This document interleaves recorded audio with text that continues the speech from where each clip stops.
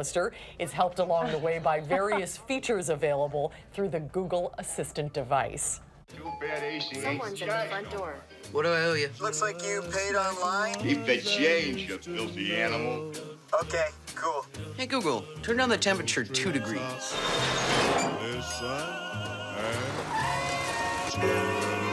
Hey, Google, begin Operation Kevin. Operation Kevin underway. Culkin has shunned the spotlight for years, but recently he's been making more public appearances, mostly to promote his podcast and website. Both are called Funny Ears. Love this. I do too. Very funny. That'll do it for us at 4. Thanks for watching, everybody. News 3 at 5 starts right now. Right now on News 3 at 5, a devastating overnight fire in Walworth County. Crews say limited access to water hindered their ability to fight it. Plus, reflecting on his 2 decades of service, Speaker of the House Paul Ryan gives his farewell address. And later, the city of Sun Prairie is getting ready to release new information into their criminal investigation. Summer's deadly explosion. This is News 3 at 5. Thank you for staying with News 3. A home is destroyed in a fire last night in Walworth County. Now, leaders in the township are questioning what would have to change to prevent something like this from happening again. News 3's Adam Duxter joins us from our bureau at the Janesville Gazette with what contributed to this fire being so destructive. Adam?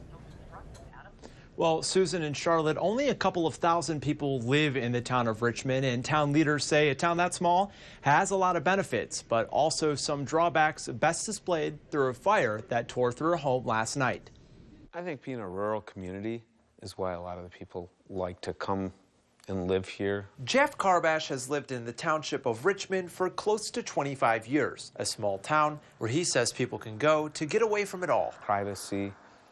A lot of people buy 5-acre lots where they can enjoy horses. But Carbash says the downside of living in the town of Richmond can be what happens when faced with the fire. This has been a topic throughout Walworth County for quite some time now. Last night, a fire started at a home on Lake Lorraine Road. Despite a neighbor quickly calling it in, minutes went by before the closest department in Whitewater could reach the area. Captain Ryan Dion says calls to this area take time. The time to recognize the incident, the time for somebody to call the incident in, the time for them to get dispatched, the people to respond to the station, get dressed, staff apparatus, and then actually go to the incident.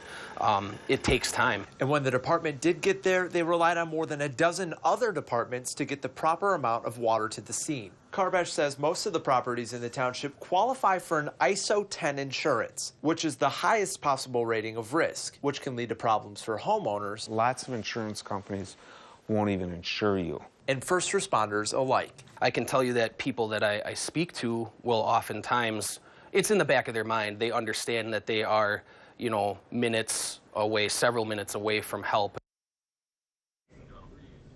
Now, Carbash says he has talked to the county about the possibility of a satellite station that the county would run that could provide the fire services to their town, but he says that would be difficult. And as for the family, we have a GoFundMe on our website, channel3000.com right now that can help them out.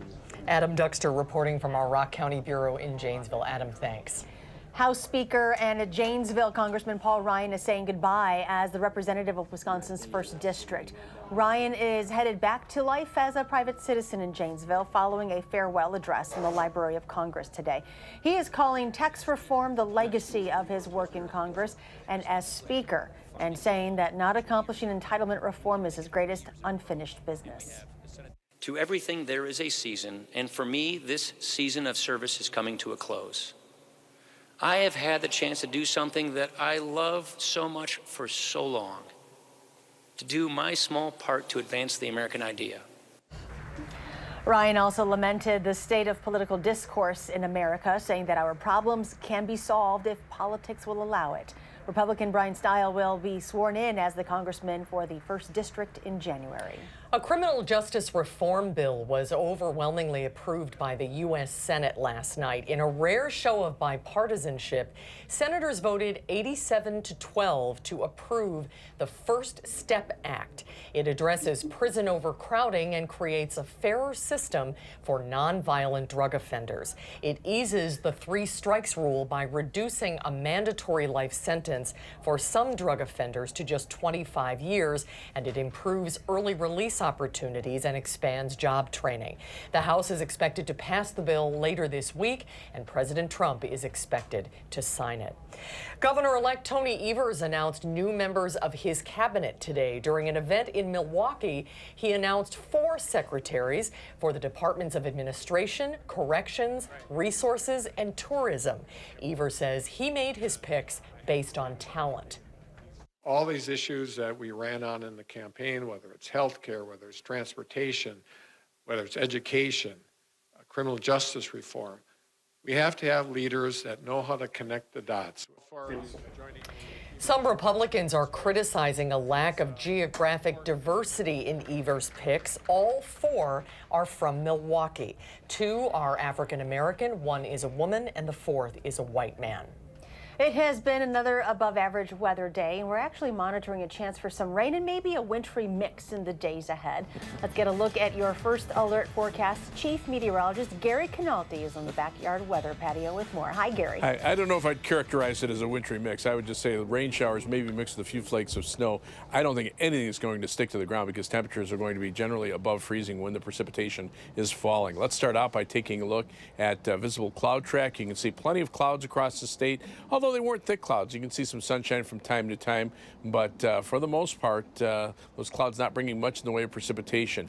There have been some light showers moving through central Wisconsin, a couple of light showers starting to develop to our southwest across southern Iowa. Those will reach us later tonight, and it looks like a cold front won't come through until very late tonight, so any precipitation tonight will be in a liquid form. We could see a few flakes of snow tomorrow afternoon, but temperatures will still be above freezing when that happens. Temperatures this morning started out around 30 degrees here in Madison. High temperatures today, middle 40s again, well above normal across southern Wisconsin, and current temperatures are in the lower 40s. By tomorrow morning, look for temperatures to only be in the upper 30s with a few rain showers. Those could mix with a few flakes of snow tomorrow afternoon. Our high temperature of 40 will be in the morning with falling afternoon temperatures through the 30s. That's your first alert forecast. Gary, thank you. We may find out this week whether anyone will be criminally negligent in the deadly explosion that happened in Sun Prairie. The police chief plans to announce the findings of the criminal investigation tomorrow. Rose Schmidt tells us about the community search for answers. Rose? Yes, well, one business owner I spoke with today says every day he thinks about what happened and whether someone should be held responsible. And we could find out tomorrow if anyone will be held criminally negligent. Court documents show a contractor did not properly mark the natural gas line and instead marked a spot 25 feet away. The line was struck and caused the deadly explosion, which killed Fire Captain Corey Barr, injured another firefighter, and destroyed businesses and homes. Guimo's Mexican restaurant had to close for about a month, and the owner says he's still trying to get back on his feet. But before the explosion, we were like super busy every day.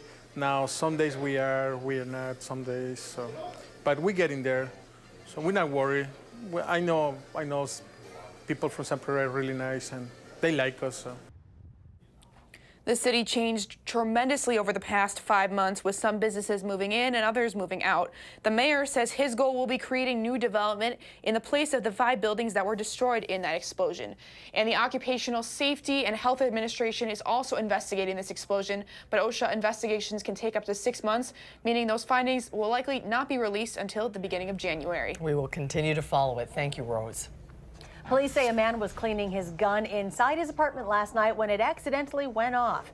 The bullet went right through the wall and into the neighboring unit. It happened just before 6 o'clock on Plaza Drive. Police say the round went through a wall and hit a bathroom mirror. No one was hurt, but the 33-year-old man was cited for recklessly endangering safety. A $15,000 reward is now being offered in a nearly 50-year-old Madison homicide case. Dr. Thomas Spear, who is from Indiana, left his wife and sons in July of 1971 for a business trip to Madison. According to a release, he checked into the Quality Courts Motel, which was located on West Broadway. Around 10 p.m., as he was walking into the motel, Spear was shot several times. Madison police are still asking for the public's help in solving the 47-year-old cold case. A retired police canine with the Rock County Sheriff's Department has passed away. Canine Dex started active duty in 2010 and served until his retirement in 2016. He worked in the Patrol Bureau, SWAT, and the Special Investigation Unit. Still ahead tonight on News 3 at 5, the majority leader in the U.S. Senate introduces a bill that would help fund the government, but only for a short time. And the Fed wraps up its last meeting of the year with a decision on interest rates, why it's sparking concerns about an economic slowdown. And a look at the forecast for the rest of the week and what we can expect for the upcoming holiday weekend. Stay with us.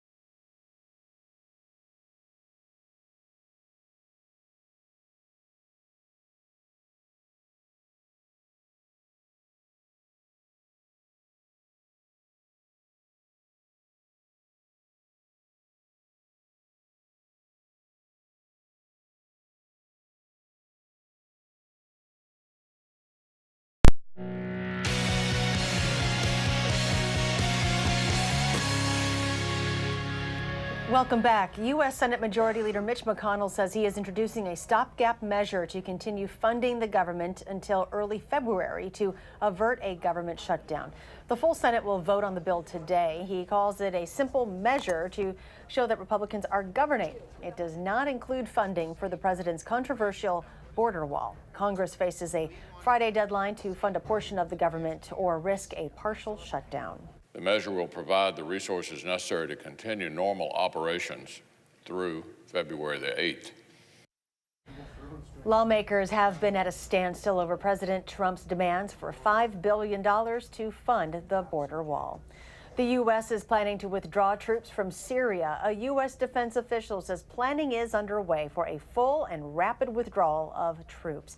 The official says President Trump made the decision The U.S. has about 2,000 troops on the ground in Syria, and they are primarily training local forces to combat ISIS. Taking a look at the numbers on Wall Street today, all three major indices closed in the negative territory. The Dow was down 352 points. The Nasdaq closed down 147, and the S&P 500 was off nearly 40 points. The stock market reversed a triple-digit rally today and ended up sharply lower after the Federal Reserve shrugged off pressure from the White House and announced another interest rate hike. Hillary Lane has the details. Financial markets around the world were listening as the U.S. Federal Reserve issued its verdict on interest rates. The central bank announced the fourth increase this year, hiking the benchmark short-term rate by a quarter point to a range of 2.25% to 2.5%. Fed Chairman Jerome Powell explained the decision. This is the best year since the financial crisis. You've had growth well above trend. We think this move was appropriate for what is a very healthy economy. The Fed's rate hikes are meant to keep inflation in check, but higher rates make it more expensive for consumers and businesses to borrow money, and that feeds into concerns about another recession. Jitters over the economy have already taken a big toll on Wall Street. The stock market has dropped about 12% over the past few months, and it could post its first annual loss in a decade. President Trump weighed in on Twitter twice this week, trying to discourage the Fed from raising rates. On Monday, he wrote, "It's incredible the Fed is even considering another rate hike." And on Tuesday, he warned the Fed not to make another mistake. But the Fed's job is to set monetary policy regardless of political pressure. Political considerations play no role whatsoever in our discussions or decisions about monetary policy. Just a few months ago, the Fed forecast 3 rate hikes for next year. But with signs of a global economic slowdown, policymakers are now predicting no more than 2. Hillary Lane, CBS News, New York. And the Fed adjusted its outlook to project economic growth will slip to 2.3% next year. That's down from an earlier estimate of 2.5%. Let's check in with Chief Meteorologist Gary Canalti for a look at your forecast. Hi, Gary. Hi. Still very mild in the backyard right now. Temperatures are in the 40s. We'll turn a little colder over the next few days, but boy, the snow chances still seem to be very slim as we head toward Christmas. A few light rain showers over central Wisconsin have lifted northeastward. A couple more showers starting to show up over parts of southern Iowa that are heading in our direction to be here later on tonight. Snow depth right now, that continues to shrink just an inch or two, mainly through about the northern half of the state, and a lot of that may be gone over the next couple of days. Latest updates from the computer models through early on Christmas Day morning.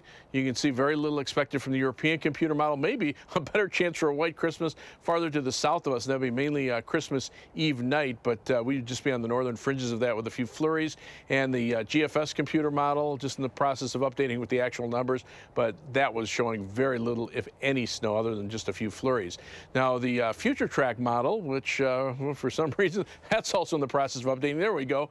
You can see the precipitation chances as we head into tomorrow morning. Maybe a mixture of rain and snow showers here in the Madison area. Then that heads off to the north and east. Then look for relatively quiet conditions as we head from Friday into Saturday. Now, there could be a couple of flurries Saturday morning as a weak weather system passes to our north. Then look for relatively quiet conditions for Sunday and for Christmas Eve Monday. By Christmas Eve night, there might be enough cloudiness to generate a few flurries into Christmas Day morning. But the time period to watch for us would be mainly on Wednesday into Thursday. And you can see where the rain snow line is. Madison and areas to the south would be in the rain with temperatures in the upper 30s, but areas farther to the north could see a mixture of some freezing rain and snow. So if you are traveling into central Wisconsin, maybe southern Minnesota, northern Iowa on Wednesday into Thursday, that would be an area to watch. The farther south you go, mainly rain, and maybe even a couple of thunderstorms down toward the Ohio River. And then on the tail end of the storm, late Thursday into Thursday night, we could see a changeover to just some light snow or flurries, but by that time, the main part of the storm will be moving by to the north and east. Live view from the Edgewater Skycam in downtown Madison. Pretty quiet out there, a little bit of a breeze. The almanac for today shows a high of 44, the low 30, so well above the average high of 29 and the low of 15. Right now we're sitting at 42 with mostly cloudy skies. Winds are out of the south at 11 miles per hour. Current temperatures upper 30s in the northern half of the state, lower 40s, lower to mid 40s here in southern Wisconsin. Upper level winds continue out of the southwest. That just continues to bring in clouds, but most of the more significant moisture is down toward the Gulf of Mexico. This storm system will be a wet weather maker to our south and to our east, but that weak cold front to our north and west may turn us cold enough late tomorrow afternoon to generate a few flurries of snow mixed in with the rain showers. But again, nothing should stick to the ground. Temperatures right now are mild across the entire Midwest. The cold air is bottled up well to the north into central and northeastern Canada.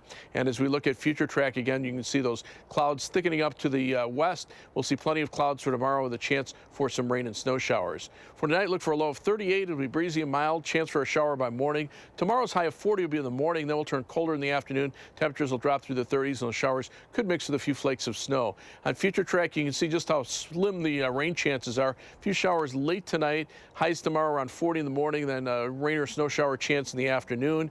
Clouds will start breaking up sometime on Friday morning. On Friday, look for a colder day with high temperatures in the middle 30s. But as we look at the 7 to 10 day forecast, those temperatures still at or above freezing as we head through the weekend just before Christmas. Christmas Eve, a high of 31, some flurries Christmas Eve night into Christmas Day morning. And then that storm system, mainly rain from Madison southward, but a mix, especially north of Madison, for Wednesday into Thursday.